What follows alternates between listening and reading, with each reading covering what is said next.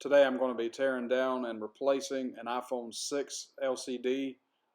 We do a complete LCD assembly replacement here in my shop. We're going to start at the bottom with the pentalobe screws. There are 2 pentalobe screws at the bottom. I like to keep a separate screwdriver for each type of screw, even though you can get screwdrivers that have bit heads that you can interchange and use one screwdriver. I like to have each type of screwdriver on hand. And my apologies for everything being out of frame right here at the bottom. This is my first time shooting one of these videos, and I've been repairing phones for a while, but shooting videos, not my forte so far. It's going to be a learning experience, but I'm going to keep going with it. Right now I'm disconnecting the battery connector. You do want to make sure that you disconnect the battery connector here. I see a lot of tutorial videos where they skip this step, and sometimes you can get away with it, but there are others where you blow the backlight circuit. There are 5 Phillips head screws up here. This is for the LCD connector, the front camera connector, and the home button connector on the iPhone 6. Make sure you take out all 5 screws. As a habit, I like to pattern my screws on my mat so that I know which screw hole they came out of. If you put the wrong screw in the wrong hole, you can do long screw damage to your board, which can completely destroy your phone, and you would have to do a board replacement, which is essentially is replacing the phone. So you want to make sure those screws go back where they came from. I do recommend a magnetic screwdriver. It makes these jobs a lot easier. On the left hand side you're going to have 3 screws. On the right hand side you're going to have 3 screws. These are also Phillips head screws, so your Phillips head screwdriver is going to be needed here. These screws hold your plate down. It's a shield that covers your LCD from the battery. You have 2 more screws down at the bottom. This shield down at the bottom covers your home button, holds it in place. And then you're going to have the screws back along the right hand side of your LCD. So get all these screws out before you work your way up to the front camera.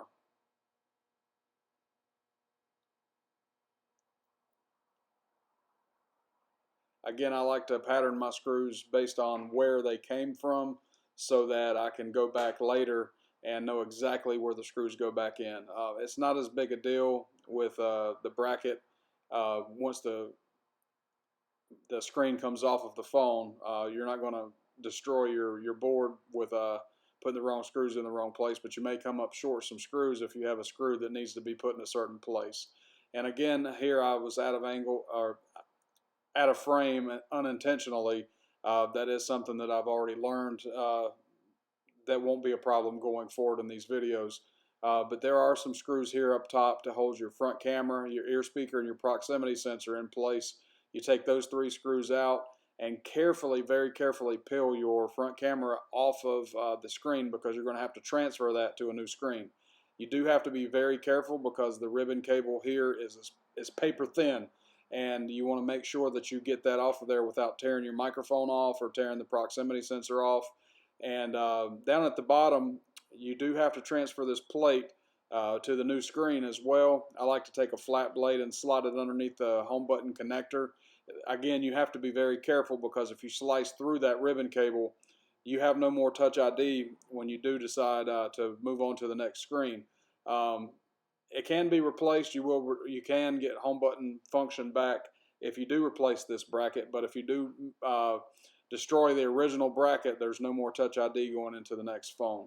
Pop it down. There's a little guiding pin down at the bottom. You get that back in place, and then you put your screws back. It's as simple as that. Teardown is complete, and then you move on to reassembly. All 3 screws do go back in the same holes they came out of, which is why I was saying before that you want to make sure that your screws are patterned out so you know exactly where they go. Each screw is a different size, so if you just throw them in a pile, you're going to have screws going in the wrong place. Again, my apologies for everything being out of frame here. My first couple of videos I shot back to back, and that was a mistake I made and didn't realize it until after I was going back and editing the videos and realized that I'd done a couple of things out of frame. I'll get that corrected going forward though.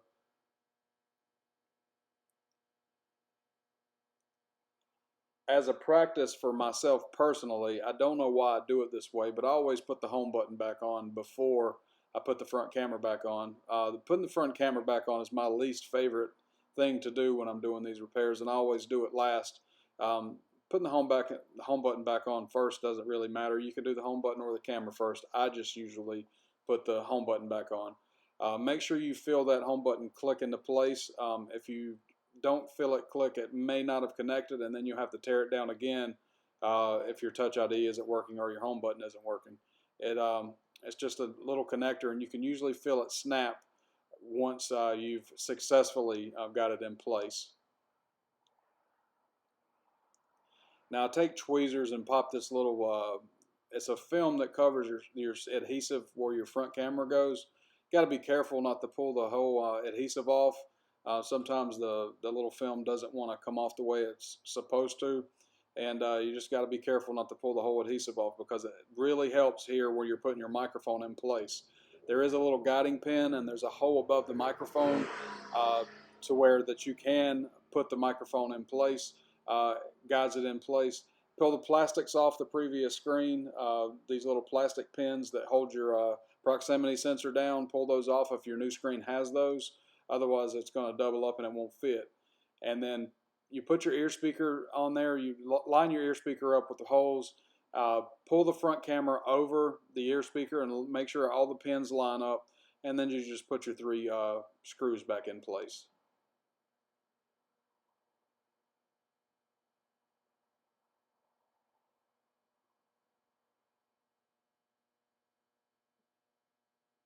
And that's the last of the reassembly for the new screen. You just put your new screen back on your phone, make sure everything lines up. You've got 4 connectors here. Snap them in place. Again, you want to make sure that you feel that snap when they go in place, but you also don't want to put too much pressure on it, because you don't want to pinch or bend those connectors. You put your bracket back over, and again, this is why I harped on it earlier. Make sure those screws go back exactly the hole they came out of. If you were to put the long screw in the wrong hole, you can fry your board and do all kinds of damage to your screen, or excuse me, to your phone. Screens are replaceable for about 20 bucks. The board is not going to be that cheap.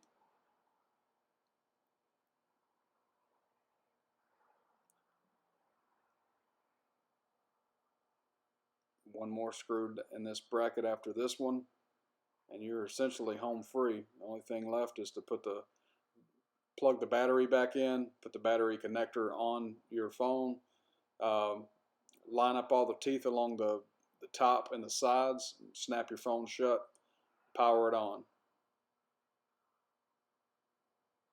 And one mistake I did make when shooting this video is I didn't charge the phone before I did the repair, so the battery was dead here, and my camera was too far away from the wall outlet, so I did not get an opportunity to charge the phone and power it on.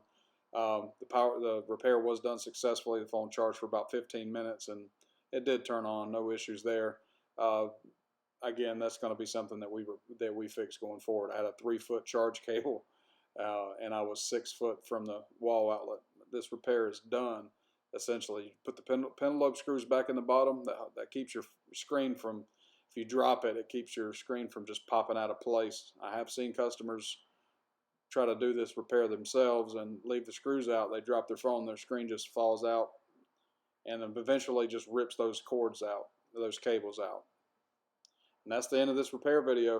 If you guys liked it, press that like button. Thank you guys.